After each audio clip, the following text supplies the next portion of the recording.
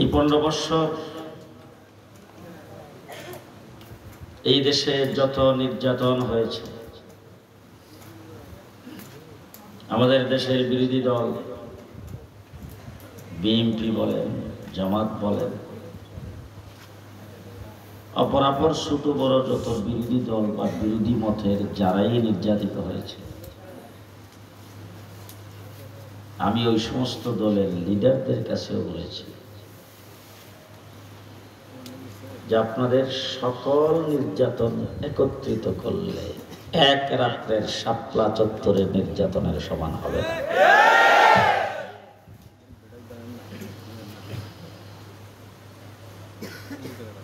আলেম ওলামায়ে কেরাম নির্দ্বিধায় কোথাও কেউ কথা বলতে পারে না। প্রত্যেকটা ওয়াজ মাহফিল, ইসলামী সম্মেলন,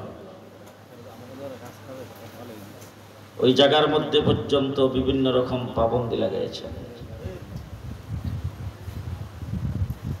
সর্বপ্রথম পাবন্দি হলো পারমিশন ছাড়া করা যাবে না। দ্বিতীয় নম্বর হলো যারা আসবে তারাও নিজের মন মতো কোনো কথা বলতে পারবে না। কোরআন হাদিসের সঠিক ব্যাখ্যা বিশ্লেষণ করতে পারবে না। এই অবস্থা থেকে আল্লাহ তাবারক ওয়া তাআলা আমাদেরকে নাজাত দিয়েছেন। কিভাবে দিয়েছেন? হযরত মূসা আলাইহিস সালাতু ওয়াস সালাম কালিমুল্লাহ, তার হাতে আল্লাহ পাক একটা লাঠি দিয়েছিলেন। সে লাঠির মাধ্যমে ফেরাউনকে ধরতে পারত তো? ঘুমাইছেন মনে হয়? পারত না? পারত না। হযরত মূসা আলাইহিস সালামের সাথে ছিল বনী ইসরাইল 6 লাখ। ফেরাউনের সাথে ছিল তার 9 লাখ। 6 লক্ষের দ্বারা আল্লাহ পাক 9 লক্ষকে ধ্বংস করতে পারতেন না? কিন্তু মূসা আলাইহিস সালাতু ওয়াস সালামের 6 লাখ বাহিনী সহ আল্লাহ বলছেন সাগরের উপর দিয়ে নিচ দিয়ে রাস্তা করে দিলাম, যাও তোমরা পারবে। মূসা আলাইহিস সালাম তার দলবল নিয়ে পার হয়ে চলে গেছেন। ফেরাউনকে আল্লাহ পাক ধরছে পানি দিয়ে। কি দিয়ে ধরছে? পানি দিয়ে ধরছে। নমরুদ ইব্রাহিম আলাইহিস সালাতু ওয়াস সালামকে আগুনের মধ্যে নিক্ষেপ করেছেন এবং তার ইচ্ছা ছিল ইব্রাহিম আলাইহিস সালামকে বেইজ্জত করা। এই জন্য আগুনে নিক্ষেপ করার আগে তার শরীরের সমস্ত জামা কাপড়গুলি খুলে ইব্রাহিম আলাইহিস সালামকে বিভস্ত করেছে। নমরুদের সাথে আমাদের দেশের লেডি নমরুদের একটা মিল আছে।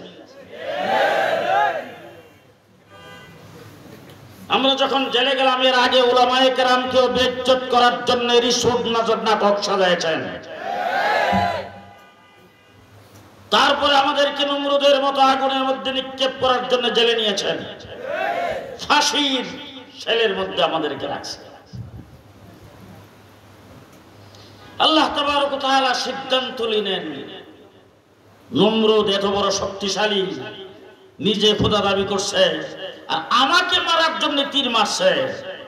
আল্লাহ বলেন আমিও ধর্ম এমন বাহিনী দিয়া। বাহিনীটার নাম জানেন না বোধহয়? হায় হায়, হযরত ইব্রাহিম আলাইহিস সালামকে ডাক দেয়া নমরুদ কইছে, এখন আর তোমার সাথে কোনো যুদ্ধ নেই, তোমার আল্লাহর লগে যুদ্ধ। ইব্রাহিম আলাইহিস সালাম কো যাই হোক আমি বাইসা গেলাম। কারণ আমরা গত 15 বছর কিন্তু বাজারে গেল আমাদের একটা ভিতের মধ্যে কুকুর থাকতো। রাস্তাঘাটে সব জায়গায় একটা ভীতিকর অবস্থা। সকালবেলা যখন আমরা দুপুরের বেলা যখন বেরিতাম প্রোগ্রামে যাওয়ার জন্য, বাসার থেকে বিদায় দিয়ে বেরিতাম, কারণ বলা যায় না তো। ইব্রাহিম আলাইহিস সালামকে যাই হোক আমি বাইসা গেলাম। এখন 3 তারিখ ঠিক করছে ইব্রাহিম আলাইহিস সালামের সঙ্গে আলোচনা করে ইব্রাহিম আলাইহিস সালাম নমরুদ বলছে তোমার আল্লাহর জিগাইয়া দিনটা ঠিক করে ফেলাও। ইব্রাহিম আলাইহিস সালাম আল্লাহর জিগান লাগতো না, আপনার দিন আপনি ঠিক করে ফেলাও। তো দিন তারিখ ঠিক করছে, কোন মাঠে যুদ্ধটা হবে এটা ঠিক করছে।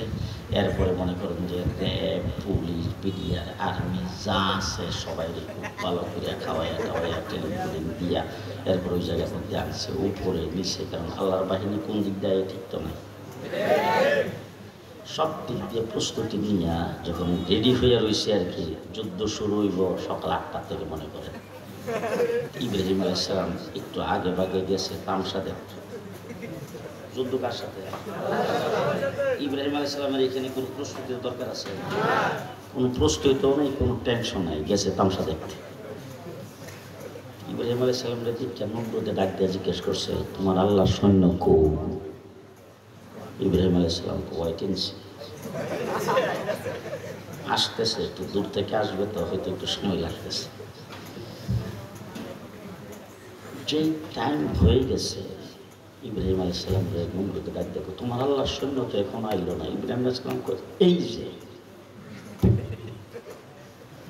জাকের জাক মশা।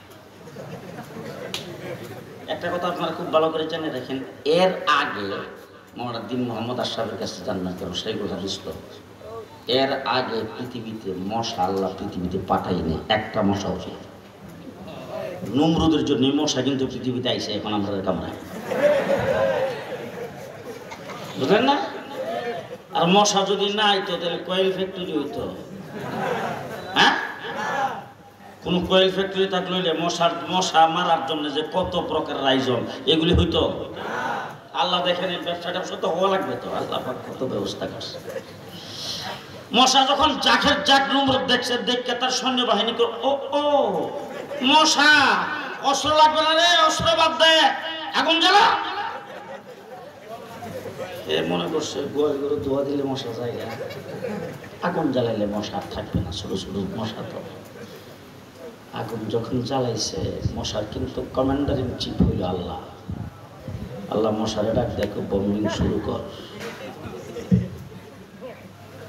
বাস মশার বম্বিং বুঝেন তো?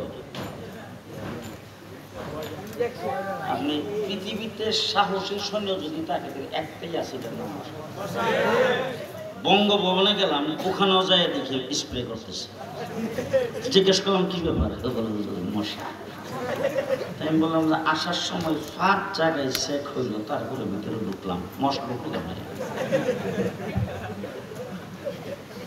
রাত্রে 4টার সময় বিমানে উঠতে গেছি, যাইয়া দেখি বিমানের ক্রু বিমানের দরজায় দাঁড়ায়।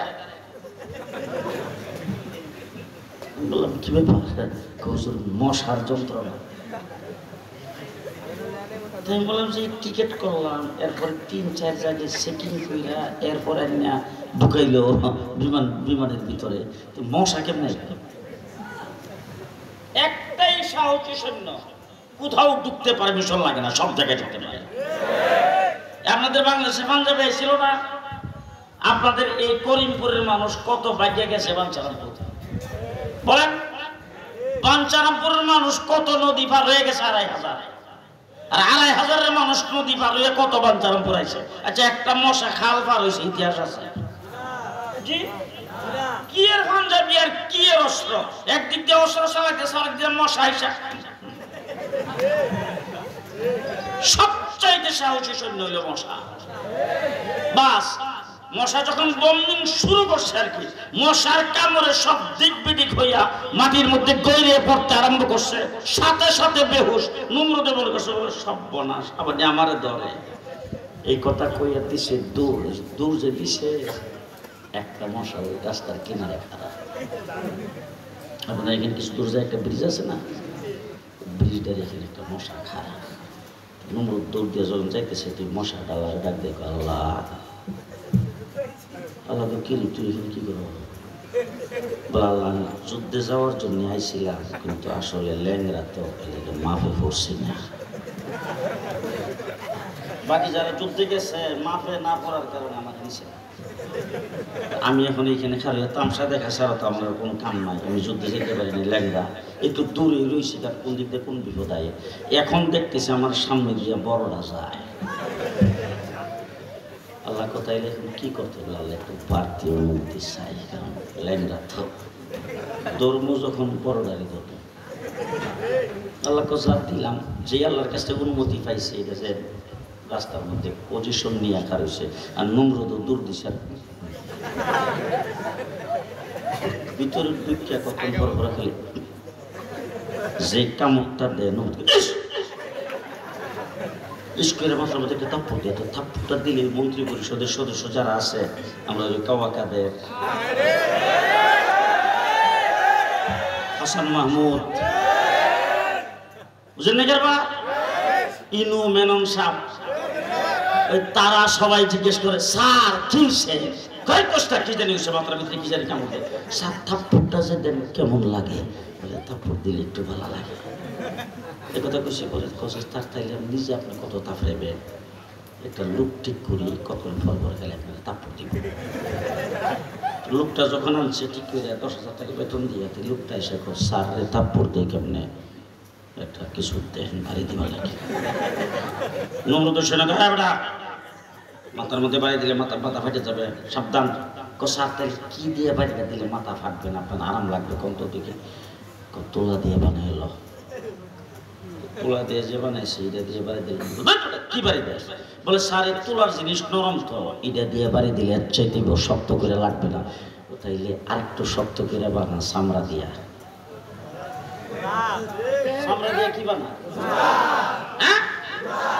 ওই যে দেখেন, শোনেন, মশার ইতিহাস শুরু হয়েছে করতে গিয়া নমরুদ থেকে, জুতার বাড়ির ইতিহাসও শুরু হয়েছে নমরুদ থেকে।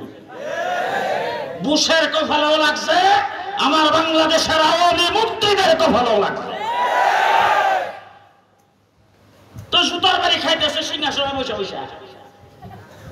ব্যবহার খুব খারাপ ছিল, যে বাড়ি দেয় হেলোকে ব্যবহার করা কথা না, কখন